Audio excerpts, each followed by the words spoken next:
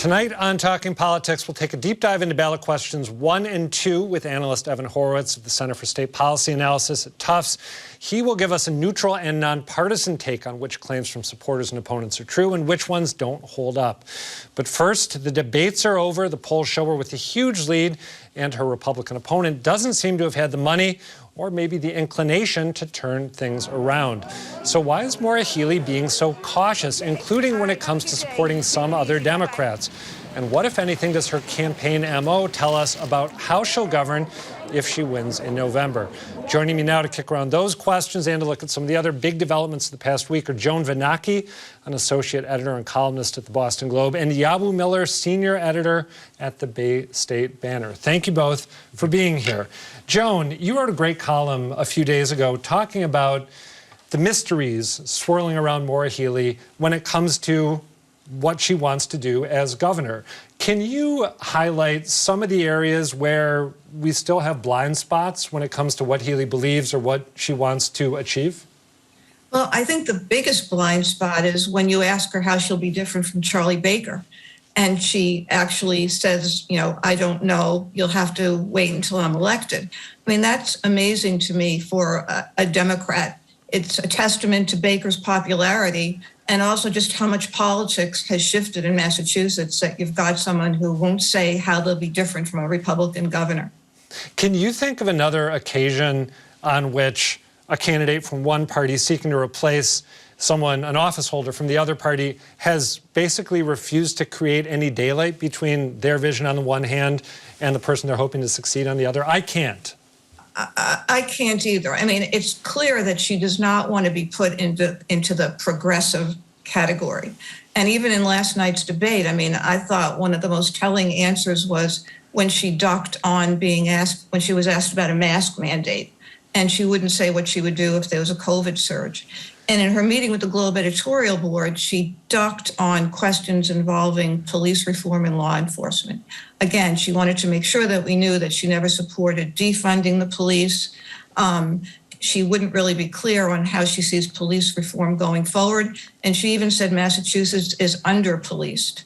So she's very clearly, you know, doesn't want to be put in any kind of progressive category in that area particularly. We'll get to the debate in a second. I thought that exchange about masking and the appropriateness of it or lack of appropriateness of it was pretty remarkable as well, even surreal.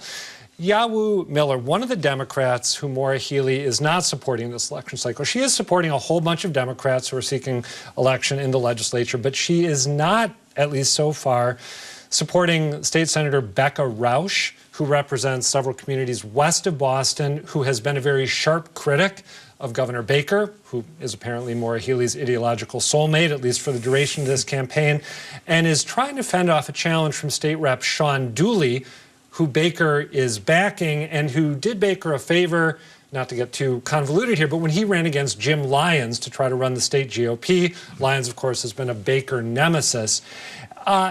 What do you make of Healey sitting out this race? And I should know, Bruce Moll from Commonwealth Magazine wrote a great piece on this a couple days ago, hit up the Healey campaign for comment, and they said, we have no comment on this race. What's your take?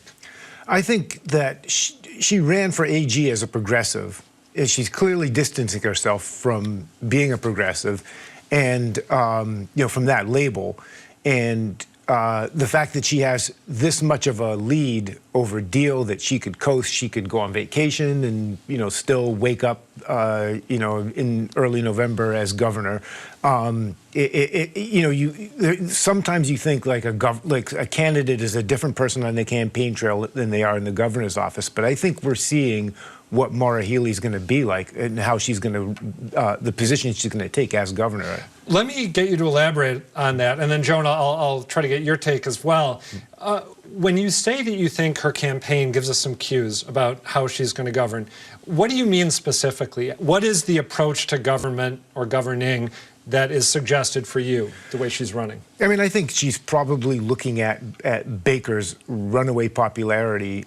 He's the most popular governor in the United States, and in a completely blue state, or you know, almost completely blue state, and she's just wants that same level of popularity, but you know, job security, the mandate to, you know, to govern You know, she's also dealing with a legislature that is Democratic, but also, you know, cautiously progressive or moderate. Progressive curious. Yeah, progressive.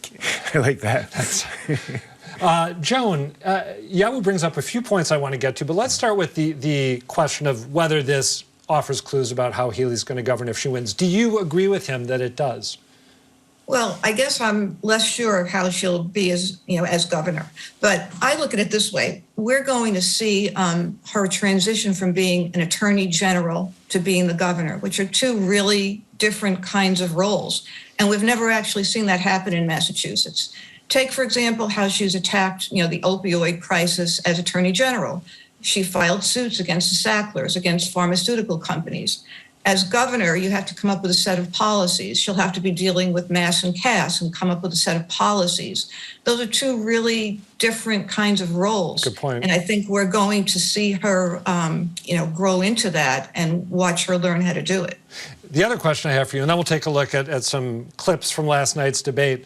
Yawu suggested that maybe Healey thinks that by emulating Baker's approach to politics, talking about politics, that she's going to acquire some of the Teflon quality that the governor seems to have, gotten for himself after 8 years in office. As you've written about previously, voters don't hold anything against him. Whatever goes wrong, people might not be happy with it, but they don't think he's the guy responsible.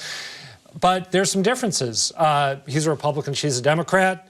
He's a man, she's a woman. He, as you have noted, is a tall man, and she is not a tall man. Do you think that emulating his approach will be able to insulate her the way Baker's been insulated? Well, I don't want to be a pessimist, but I'd give her about a 48-hour honeymoon. I think we've seen it before when Deval Patrick was governor. The legislature, which is dominated by Democrats, treats Democratic governors harder, tougher than they treat Republican governors. I think they kind of like dealing with Baker. He gives them a lot of cover. When she comes in, as Yawu points out, how do the progressive tendencies of the legislature match up against Governor Healey? We don't know. So I don't think the Teflon is going to work with her the way it worked with Charlie Baker. It'll be fascinating. Whatever the answer is, that's going to be really, really interesting to watch, assuming that she does win, as she seems likely to. Let's take a look at a couple of the more interesting moments from last night's debate. It was the second and final debate between Maura Healey and Geoff Diehl, her Republican opponent. First, let's look at an exchange they had on energy, and then we'll move on to a back and forth over abortion and abortion rights. Her solution is a federal bailout to the immediate crisis that she and Joe Biden created by creating a war on fossil fuels and liquid natural gas that comes into Massachusetts that's put us in an energy crunch this winter. Right now, she's going to basically ask Washington to use some of the money that they've printed that's creating the inflation and devaluing the dollar in order to bail out New England or Massachusetts. Ms. Healey, response. Some of it's just ridiculous. All right, so there's the exchange on energy. Now let's take a look at the back and forth on abortion that I mentioned. There are times when you have to put your personal decisions aside and understand that the legislature and the people of Massachusetts have spoken on this issue. Abortion will be protected when I'm governor, despite what she wants you to think. It's just not true. The governor absolutely has a lot to do in this space. You think about a governor's administration, what they're going to do with mass health, what they're going to do with health care, what they're going to do across a range of agencies that directly intersect on this issue. It's just not the case. Yeah, well, a couple polls came out this week before the second debate, which showed Healey with the same commanding lead she's had throughout the campaign. I believe Massing put her lead at 30 percentage points. Suffolk University put it at 23. In both cases, it looks like she's got this in the bag heading into the last few weeks. Do you think, in retrospect, there's anything Geoff Diehl could have done differently, whether in the debates or over the course of his campaign, that would have made this more competitive than it seems to be? I think it's structural. I think that running, as a member of a party that has aligned itself with Trump is a deal killer for Massachusetts voters. I don't think he's been able to raise the money that he would have had he been a more moderate Republican. He's not getting help from Baker or any of Baker's funding networks or Governor Weld. I think it's just structural. I don't think that there's aside from becoming a Democrat, I don't think he could have done anything to improve his chances. Joan Vennochi, do you agree with Yawu, or do you think there's choices that Diehl could have made that would have worked to his benefit? I agree with him, and I think those two clips, just show his problem. He's strongest when he's talking about the economy and energy. He's weakest when he's talking about abortion, and of course, his embrace of Trump from the start was the kiss of death, to mix my metaphors a bit there. I don't see, given the big gap right now, I don't see him making it up. But could he ever have run a better campaign? Yeah, if he'd fired the people that told him that he should cast his lot with Trump. Yeah, that's something that I've been struck by throughout the campaign. Is Trump is this center of gravity for him, as he is for a lot of people, and Diehl just doesn't seem to be able to respond to the realities of Massachusetts politics. He keeps being drawn back to the former president, who he supported very early in 2016. Let's talk briefly before we wrap up about the auditor's race. There were some dueling revelations in that contest over the past week or two. Joan, I believe your former Boston Globe colleague, Frank Phillips, I think was the first to suggest in a tweet that Diana DiZoglio, the Democratic candidate for auditor, had been involved with a church with some anti-gay tendencies several years ago. And then in what felt, at least to me, I'm not privy to private communications, but what felt to me like a sort of a return of political fire, NBC 10 printed this story detailing some ugly allegations made against Anthony Amore during his divorce several years ago. Both these candidates have responded and, broadly speaking, told voters, you don't need to worry about these charges that are being raised, these claims that are being raised for these particular reasons. Joan, do you think this exchange with these dueling claims, do they just cancel each other out? And do voters care about this kind of thing? Well, first of all, I missed the Frank Phillips tweet. I'm sorry about that. Oh, please, that's okay. Listen, I've heard Amore and DiZoglio both address these charges. And, I don't know if Yawu will agree with me on this, but I personally don't think that either one should factor into who should be the next auditor of Massachusetts. I think it should be, who has the ability to audit as they're supposed to audit and stand up to Beacon Hill. And, I guess they do cancel each other out in my mind. Yeah, well, what's your take? Yeah, it looks like these are both generated by opposition research. They're looking for little bits of dirt that, neither one should factor into one's decision on who to vote for, but when those things appear in the press, they kind of cue up things in your mind, like, oh, was Anthony Amore, abusive? Every divorce case, not every divorce case, but probably half of them, one attorney or both are trying to amp things up, and that kind of thing is restraining orders are like, a matter of course in many divorce cases. So, and then DiZoglio as a, teenager or somebody in her early 20s is not who she is now. So, I mean, in both cases, like, voters should be able to look on that. Will they? Probably most people have not read the articles or seen the news clips on those things. So, well, one thing that's been interesting to me, at least, is the fact that these popped up and got a little bit of play, but there wasn't, sometimes in the media, we all chase after a particular story when it hits. And in this case, it seemed like the press decided, okay, we'll just let this slide. Adam, could I speak to that? Yeah, please. I think it's really interesting that neither one has gotten much play. And honestly, I think that's the right decision. And I wonder if there's some, sort of buyer's remorse, if that's the right word, or how the Arroyo allegations were covered. Oh, that's a fact. I hadn't thought of that. In the DA's race. And if people are thinking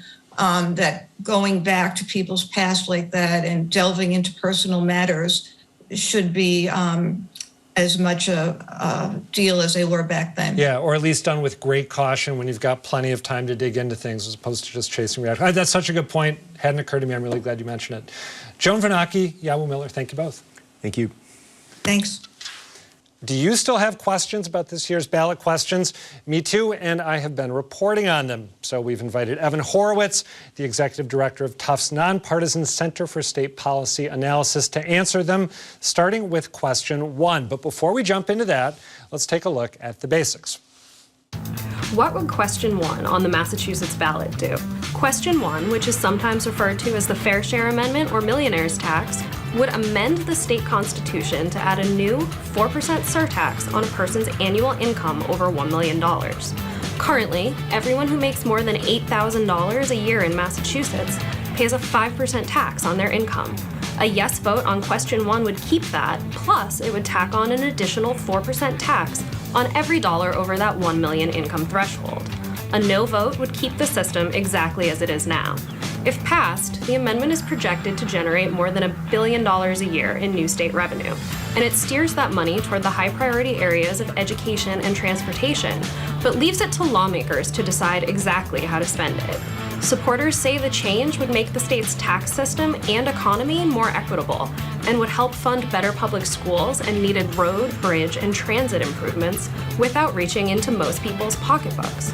Critics say the extra tax is a blank check, and there's no guarantee lawmakers would use the money to boost education and transportation spending.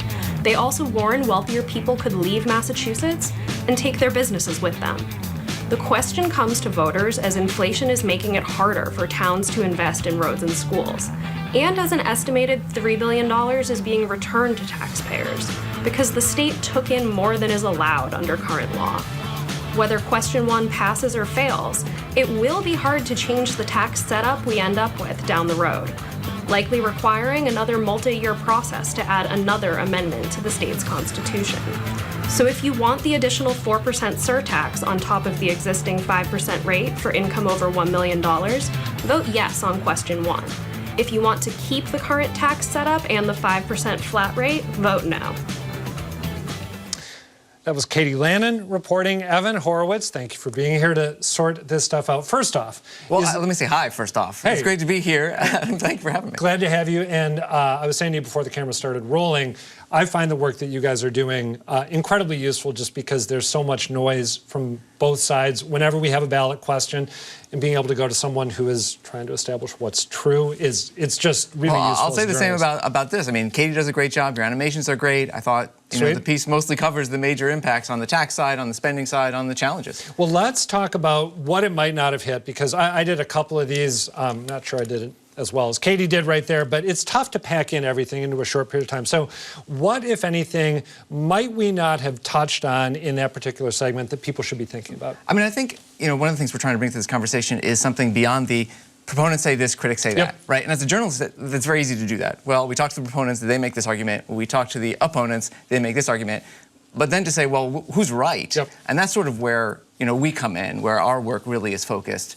Who's right? So I think, for instance, is this money really going to end up going to education? So this is a big question. That's a huge one. So what's the answer there? Because as Katie mentioned, the opponents say, okay, the supporters of this say it's going to go to transportation and education. That's all great, but there's no guarantee they're going to do it. Is there a guarantee they're going to do it? No, there's no guarantee that they're going to do it. So what's interesting about this is I think the answer is it really is a kind of in-between, but not because they're required to. That is, there is no legal requirement that will force legislators to use this money to increase spending in the targeted areas, in the earmarked areas. However, they're likely to do it anyway. And the reason they're likely to do it anyway is because these are high priority areas. People want to spend money on education, on transit and transportation. So if you have more money, you're going to use it for the things you care about. And we looked at other examples of this. So we're not the first state to take money and earmark it for things, right? The sort of classic example is the old state lotteries. When states first implemented lotteries, a lot of them said, you know what, all this money we'll get through the lottery we'll use for education. So you can go back and look, well, did education funding increase as much as lottery revenues? And the answer is no, but it did increase somewhere between 30 and 70 cents for every dollar raised. 30 to 70 is a big range, right? Well, it varies by state, it varies by the type of earmark, and so it's hard to pin it down. And we have, there are things pointing in both directions here in Massachusetts. Tell me if I'm right to think of this. Obviously, in Massachusetts, we have a Democrat-dominated legislature that when they want to flex their muscle, there's not really anyone who can check them. Is the fact that we have essentially one-party rule on Beacon Hill, would that make it more or less likely that this money would be used as intended? Or is it impossible to say? Well, I think, that could go in either direction, right? It could be less likely because they're very powerful and it's hard to stop them from spending on things they care about. So let's say we are going to have a one-party majority for a long time, but let's say they get really passionate about some other issue in the environment or healthcare. It would be very tempting to say, well, let's find a way to divert money to that instead of the targeted areas. And who's going to push back if it... Climate change readiness. So we've just discovered we have to make a massive investment. Exactly. And that might not be bad, right? I mean, no one's going to say this. If you're a proponent and you support the tax and you support the earmarks, you're not going to say it's good that we might use it for other priorities. But if you're just a voter who cares about the best use of dollars in the state, it's okay to say lawmakers are going to choose the priorities they care about most at the time of spending. What about the concern raised about people just getting out of Massachusetts? Affluent people saying, I don't want to have to pay this new tax. I pay enough in taxes already. I'm going to go to Florida or New Hampshire or wherever. So this one, there is a fair bit of research too, because we're not the first state to do this. Right? New Jersey has a tax on high earners and millionaires. California does as well. So you can go and see how many people left those states. And the short answer is some, but not that many. So that's not the biggest concern. The biggest concern is people hiding their money, not leaving the state, right? As you imagine, this is a tax that's really targeted at people who have the wherewithal, like very high earners, who have the wherewithal to hire tax attorneys, to hire sophisticated accountants, to help them reorganize their income in a way to avoid paying this tax. So we think the real risk in terms of kind of behavioral change and lost revenue is tax avoidance, not people leaving the state. What could the potential consequences of that sort of tax avoidance be? If a lot of people take that approach, is there any way to quantify it, or is it too early? No, you know, we did our best to do this. We think you lose about a third of the money, basically, to tax avoidance. So 30%. It's a lot. So if nobody changed their behavior, if we implement this tax and everybody goes on living their life exactly the way they were before, the tax would raise something like $2.1 billion. But if they make the changes that we've seen in other states, some people move, not too many, but some, and lots of people try to hide their money or avoid taxes in other ways, then you end up raising about $1.3 billion, which is a lot less than $2.1 billion, but also still a lot of money. Still a lot of money that you could use for things that legislators care about. This is super helpful for me, and also makes it harder to know how to think about this because it's murky and ambiguous. And hard to fit into like a 3-minute video. Yeah, very hard. All right, let's take a crack at question 2. I believe my video is a little shorter than Katie's, probably because I was not as thorough as her, but let's watch what I tried to represent for people about this, and you can tell me what I missed. What would question 2 on the Massachusetts ballot do? Question 2 is all about how dental insurance companies in the state spend the money they get from patient premiums. A yes vote would ramp up regulation of those insurers by requiring they spend at least 83% of premium dollars on patient care, as opposed to administrative costs. It would also force insurers to share financial data with state regulators and would give those regulators the power to veto some rate increases.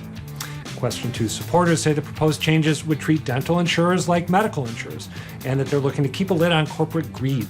Question 2's opponents warn of unintended consequences, including reduced consumer choice and increased premiums. Spending in this fight suggests that ultimately it's a battle between insurers and practitioners over where patient money ultimately goes. The biggest yes funder is orthodontist Muhabras Kala, who spent upwards of $2 million. On the no side, Delta Dental's Massachusetts subsidiary has spent at least $4.5 million. So, if you want more regulation of how dental insurers spend their patient money, vote yes on question 2. If you want to leave things as they are, vote no. So I'm going to make a confession here. I also did one of these for question 4, which we'll discuss next week, the driver's license issue.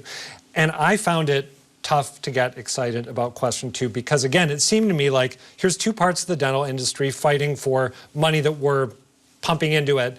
Ultimately, it's not going to make that big a deal. Was I wrong to I don't think you're wrong. I mean, you know, ballot questions come in a couple of different types. Some of them are really technical. And this is one of those. I mean, do voters know if 83% is the right number for a dental loss ratio? I mean, I'm saying this in the most technical way I can say it, but that's really what the ballot question is about. It's a lot to ask voters, and it's hard to get excited about it. And also, as you say, it's not clear that the stakes are very high. The stakes in the sort of internecine world of the fight between dentists and dental insurers are meaningful. But in the world of patients whose interaction with dental insurance is, hey, I sometimes go to the dentist and they bill me, is pretty small, right? And so that matters. So supporters, forgive me, opponents, people who don't want this new requirement implemented have said, hey, slow down because costs could go way up for patients. You could spend 38% more in your dental premiums. That number is highly curated, right? Not necessarily. I mean, totally implausible, actually. in our assessment of this. So we talked to a number of health economists, and we know where that number comes from. It comes from a study of a very kind of small segment of the market. So done for dental plans, right? Well, yeah, by a national dental insurance trade group. So yeah, no, totally implausible. Because think of it this way: insurance companies, they get money in the form of premiums. They pay out money in the form of covering dental costs. And the whole point here is they're not paying out enough, at least according to supporters. They need to pay out more. They need to pay out 83%. So how do you do that? Well, either you take in less, lower premiums, or you pay out more. The idea that you would have to raise premiums cuts against the whole premise here, which is, no, you need to take in less and pay out more, or pay out a higher share of what you're taking in. So are there weird edge cases where you might have to raise premiums? Sure, if you're not a very successful or efficient insurer, but no, I don't think patients should be worried about increased premiums. They might worry a little bit about increased costs at the dentist, but again, not a huge deal. What about the question of choice? Because that's another thing that people who are opposed to this proposed requirement warn about. You're going to have a smaller range of plans available. Is that a legitimate concern to raise? So one thing that's a little bit unclear here is how close are insurers to this new 83% rule, right? So if they're really close, then no, it's fine. They'll make slight adjustments. They'll change their accounting practices. They'll hit the new requirements, and the system will go on as it has been going on. And our assessment is, yeah, that's the most likely case. They are pretty close. They're in the 70s, right? Especially the bigger ones, right? That's right, particularly the bigger ones. They're already spending, 70, 75 cents of every dollar they get in premiums on care. So could they get to 83? Sure. If that's wrong, and actually they're in the 50s, and they're taking in twice as much as they're paying out, then getting to 83 will be really hard. And some of them won't, and there might be some cascading effects where they have to change their business plans. But as I say, we don't think that's very likely, and all the evidence points to them being relatively close and able to make this transition without dramatic impact on the dental world. Thank you for all that. Extremely useful, and we will dig into 3 and 4 next week, same time, same place. I'll be here. Dressed differently, but I'll be here. Evan Horowitz, thank you. Thank you. That's it for tonight, but do come back next week. Evan will be here again to talk us through ballot questions 3 and 4. Tomorrow, in-person early voting kicks off across the state. Some of you may have already sent in your mail-in ballots. If you still need a mail-in ballot, you've got a little time left to get in your application, but sooner is always better. And of course, Election Day is November 8th. For more info, you can head to sec.state.ma.us. And meanwhile, don't forget to tell us what you think. The email is talkingpolitics@wgbh.org. The website is gbhnews.org/talkingpolitics. And you can find me on Twitter. I'm @ReillyAdam. For now, thanks for watching and good night.